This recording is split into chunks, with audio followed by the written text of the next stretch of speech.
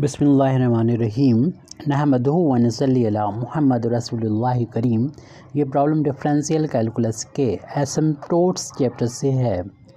Find the asymptotes of the curve x cube plus 2x² plus xy² minus x² plus 2 is equal to 0।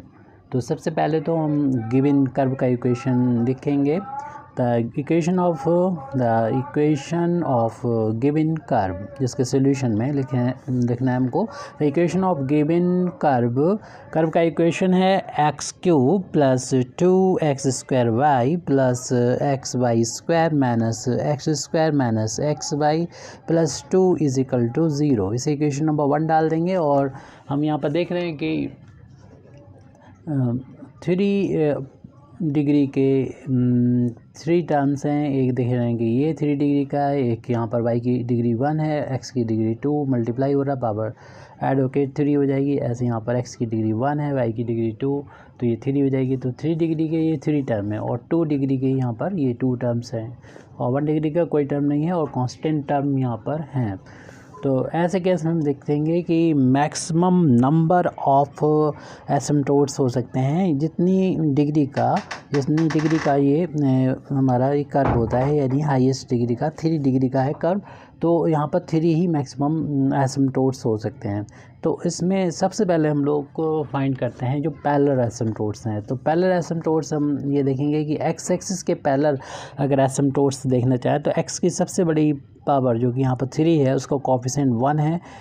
तो constant अगर coefficient होता है तो x axis के parallel कोई भी एसिम्पटोट नहीं होगा। अब देख रहे हैं वाई की जब सबसे ज़्यादा पावर है वो 2 है और उसमें इसका कोफिशिएंट y² का x है जो कि वेरिएबल है। तो यहाँ पर हमें y एक्सिस के पैरेलल एसिम्पटोट मिल जाएगा। तो सबसे पहले हम कोऑर्डिनेट एक्सिस के पैरेलल एसिम्पटोट फाइंड करते हैं। दी एसिम्पटोट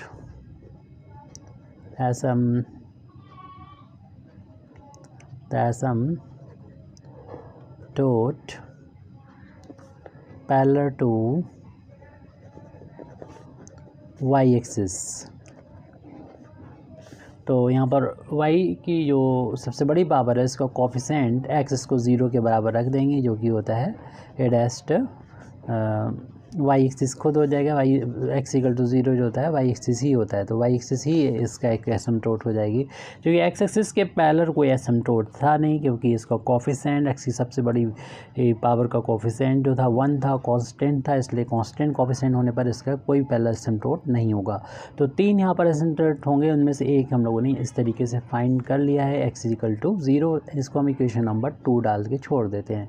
अब बाकी एसिम्पटोट जो ऑब्लिक एसिम्पटोट्स कहलाते हैं उनको फाइंड करने के लिए हमें जो इस इक्वेशन नंबर 1 के जो शुरू के 3 टर्म हैं जो कि 3 डिग्री के हैं, उनको इस तरीके से फंक्शन बना के लिखना होगा। फाई 3 डिग्री का तो फाई 3 लिखेंगे। एम का फंक्शन है, उसके फंक्शन ऐसे बनाते हैं, एक्स की जगह पर हम 1 रख देते हैं और वाई की जगह पर एम रख देते हैं। तो यहाँ पर एक्स की पावर 3 है इक्वेशन नंबर 1 में, तो 1 की पावर 3 हो जाएगी प्लस 2 इंटू एक्स यहाँ 1 रख देंगे और वाई की जगह पर एम रख देंगे, प्लस ऐसे यहाँ पर नेक्स्ट टर्म एक्स यहाँ पर 1 और वाई की जगह पर एम रख देंगे, उसकी पावर 2 है। 1 के बाद 3 1 हो जाएगा और ये 1 का स्क्वायर 1 हो जाएगा, तो ये वैल्यू हो जाएगी 2m प्लस का m² इंटू 1 m² हो जाएगा। इस तरीके से 3m की वैल्यू हमें मिल चुकी है और हमें ज़रूरत होती है 2m की वैल्यू की भी, यानी यहाँ पर सेकंड डिग्री की जो टर्म है जिसको हमने यहाँ पर अंडरलाइन किया है विद साइन के साथ में। इसको जहाँ पर भी x मिलेगा वहाँ पर 1 और जहाँ पर y मिलेगा वहाँ पर m पुट कर देना है। तो माइनस x² है तो -1 का स्क्वायर हो जाएगा, माइनस x इंटू वाई है, तो यहाँ पर x की जगह पर 1 और y की जगह पर m पुट कर देंगे। माइनस बाहर ले रही है, 1 का स्क्वायर 1 हो जाएगा, -1 इंटू m हो जाएगा। तो 2m की वैल्यू आ गई। 1m भी फाइंड कर लें। यहाँ पर देख रहे हैं कि 1 डिग्री का कोई टर्म नहीं है, इसलिए वो 0 लिखा जाएगा, क्योंकि कोई टर्म नहीं है इसलिए इसकी वैल्यू तो 0 के इक्वल आ गई 5nm की वैल्यू। अब हमें जो है सॉल्व कर लेना चाहिए। जैसे कि एसिम्पटोट हैं तो उनकी स्लोप, क्योंकि लाइंस होती हैं एसिम्पटोट्स तो उनकी स्लोप होती है, तो स्लोप फाइंड की जाती है। जो हमने 5 3m निकाला है इसको हम लोग सॉल्व करेंगे। तो लिख दें यहाँ पर now solve equation 5(3m) equal to 0 के बराबर इसको पुट करके रखते हैं। और 5(3m) की वैल्यू ऊपर देख लीजिए, ये लिखी हुई है, इसको हम यहाँ पर नोट कर देते हैं। 1 + 2m + m square is equal to 0। और ये देख रहे हैं कि होल ऑफ स्क्वायर है, क्योंकि हम देख रहे हैं कि ये m का होल ऑफ स्क्वायर लिख सकते हैं इसको, और इस 1 को 1 का स्क्वायर लिख सकते हैं, और बीच ये वाला टर्म जो है इसको दोनों का इंटू का ट्वाइस इस तरीके से लिखा जा सकता है। 2 × m × 1, ये 2m ही है। तो इसे और भी फॉर्म में आप लिखना चाहते तो लिख दें। फिलहाल ये first quantity plus second quantity का स्क्वायर दोनों के इंटू का ट्वाइस है, तो फार्मूला लग गया a + b का होल ऑफ स्क्वायर वाला फार्मूला, तो ये है। और इसको जब हम 0 के बराबर रखेंगे तो m की वैल्यू मिलेगी -1, चूँकि होल ऑफ स्क्वायर है तो रिपीट हो रहा है, तो -1 यानी 2 बार यहाँ पर लिखा जाएगा। m की वैल्यू 2 मिलेंगे, इसका मतलब 2 एसिम्प्टोट होंगे जिसकी वैल्यू सेम होगी, लेकिन c की वैल्यू जो है वो इसकी अलग होगी। और ये m की वैल्यू रियल है, या 2 roots are real and same, therefore find the value of c by equation. तो m की वैल्यू चूँकि रियल है और इसलिए c की वैल्यू भी रियल होगी, और वो c की वैल्यू इस फार्मूले से, इस इक्वेशन से हम लिखेंगे। इस फार्मूले को हमें याद कर लेना चाहिए, लर्न बाय हार्ट। c² / 2। ये c² इसलिए लिखा कि वो 2 रूट थे, तो यहाँ पर c⁻2 का इस्तेमाल किया, अपान में (2) आएगा। और सबसे बड़ा जो था डिग्री का फंक्शन 5(3m), उसका 2 बार डिफ्रेंशिएशन किया जाएगा, क्योंकि ये 5(2) है इसलिए। और फिर इसी टर्म को देख के नेक्स्ट टर्म को लिख दिया जाएगा। यहाँ 2 पावर है, नेक्स्ट में 1 पावर होगी, अपान में (1) होगा, और 5(3) है तो 2 होगा। यहाँ 2 बार डिफ्रेंशिएशन, तो यहाँ 1 बार डिफ्रेंशिएशन हो रहा है, ये m का फंक्शन होता है। इसके बाद इसको देख के नेक्स्ट टर्म c⁻0 यानी 1 आ जाएगा, और फैक्टोरियल फिर 1 के बाद 0 आएगा, फैक्टोरियल 0 की वैल्यू 1 होती है, 1/1 1 हो जाएगा। और 5(2) है तो 5(1) आ जाएगा, m का फंक्शन होता है ये। और इसमें 2 बार डिफ्रेंशिएशन है, 1 बार, यहाँ पर 0 बार डिफ्रेंशिएशन। इसको 0 के बराबर पुट करके ये जो c में ये इक्वेशन है, यहाँ से हम c की वैल्यू को फाइंड करेंगे। लेकिन अभी हमने ये 5(3) की वैल्यू और 5(2) की वैल्यू को अभी फाइंड नहीं किया है, इसलिए इसको इक्वेशन नंबर 3 डाल देते हैं, या हम इसकी वैल्यू को, या इक्वेशन नंबर, यानी हमें बता देना चाहिए हमें c इस तरीके से फाइंड करेंगे, और फिर हम इनकी वैल्यू फाइंड करके यहाँ पर रख देंगे। तो इस चीज़ को हमने यहाँ पर लिखा नहीं, आप चाहें तो इसको लिख देते हैं। तो फॉर रिपीटेड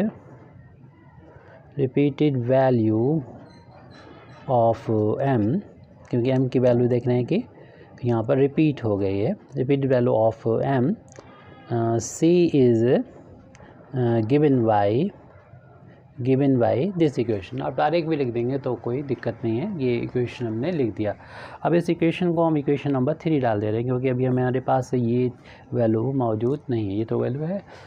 तो हम यहाँ पर 5(3) जो है था उसका 1 बार जब डिफ्रेंशिएशन करेंगे m के बार, क्यों 2 बार करना तो पहले 1 बार करना होगा डिफ्रेंशिएशन, यहाँ पर m के रिस्पेक्ट में ही करना होगा। 5(3) हमारे पास ये सॉल्व हो गया है, तो इसका हमें डिफ्रेंशिएशन करेंगे तो 1 का डिफ्रेंशिएशन m के लिए कांस्टेंट का डिफ्रेंशिएशन 0 होता है, इसका करेंगे तो 2 बाहर हो जाएगा, m का 1 हो जाएगा, और m² का डिफ्रेंशिएशन हो जाएगा 2m हो जाएगा। इसी तरीके से दोबारा से डिफ्रेंशिएशन यानी 5(3) निकालेंगे, m के रिस्पेक्ट में इसको डिफ्रेंशिएट करेंगे तो कांस्टेंट का डिफ्रेंशिएशन 0, 2 बाहर हो जाएगा, m का m के रिस्पेक्ट में डिफ्रेंशिएशन 1, इस तरीके से 2 × 1 2 आ जाएगा। इस तरीके से 5(3) m की वैल्यू हम लोग देख रहे हैं कि हमको ये मिल चुकी है।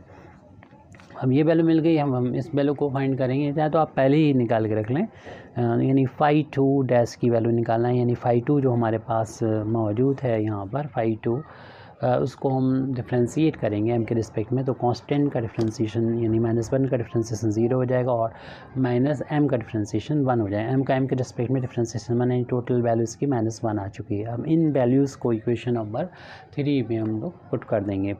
Putting these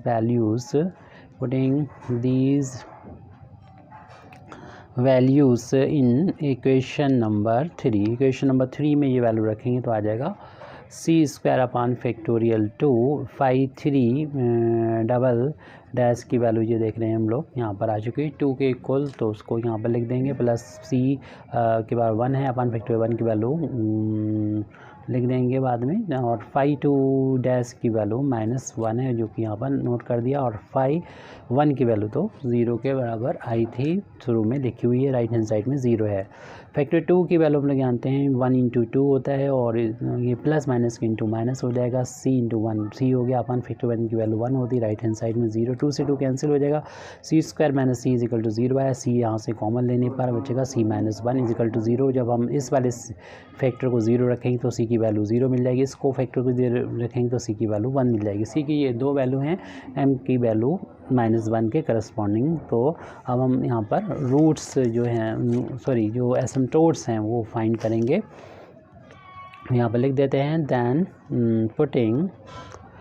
putting the values of m and c in y = mx + c। ये लाइन का इंटरसेप्ट स्लोप इंटरसेप्ट फॉर्म में इक्वेशन होता है और एसिम्प्टोट लाइन ही होती है। तो y = m की वैल्यू -1 आ चुकी थी, c की वैल्यू पहले 0 आई है, फिर c की वैल्यू m की वैल्यू -1 ही आई है, इसी में पुट कर दी, c की वैल्यू फिर 1 आई है, इसको उधर ट्रांसलेट तो 0 हो गया, इसको ट्रांसपोज करेंगे x प्लस हो जाएगा, y पहले से प्लस, यहाँ पर राइट हैंड साइड में 0 आ गया, और यहाँ पर x को उधर ले जाएंगे तो प्लस हो जाएगा, y पहले से प्लस, 1 को उधर ले जाएंगे माइनस हो जाएगा, = इस तरीके से हमारा ये आंसर आ चुका है। 2 एसिम्प्टोट हमको ये मिल चुके हैं और एक एसिम्प्टोट हमारे इक्वेशन नंबर 2 से ये था, और इक्वेशन नंबर ये डाल सकते हैं आप 4 और 5 यहाँ पर डाल सकते हैं, तो लास्ट में हम ये लिख सकते हैं।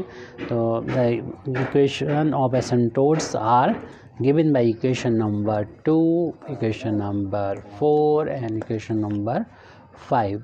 तो या फिर आप लिख दीजिए लास्ट में कि हमारे पास ये 3 एसिम्प्टोट्स आ चुके हैं, वो एसिम्प्टोट्स हैं the required asymptotes are x = 0, x + y = 0 and x + y - 1 = 0। ये 3 एसिम्प्टोट्स आ गए हैं, ये आंसर आ चुका हमारा एसिम्प्टोट्स का। Thank you very much Indeed for listening me. व आखिर दावाना अल्हम्दुलिल्लाहि रब्बिल आलमीन।